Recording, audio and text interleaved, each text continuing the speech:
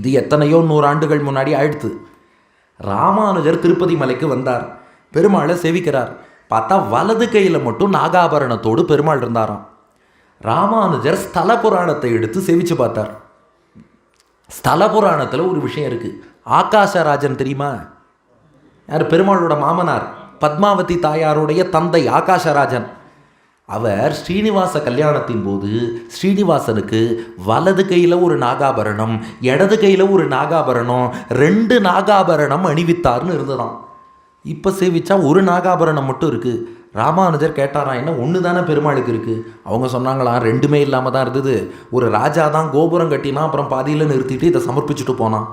அப்போ ராமானுஜர் புரிஞ்சுனுட்டாராம், ஆகாசராஜன் 2 நாகாபரணம் சேர்த்தினா, ஆனால் அதில் ஒன்றை ராமானுஜர் கையால் வாங்கிக்கணும்னு பெருமாளுக்கு ஆசை.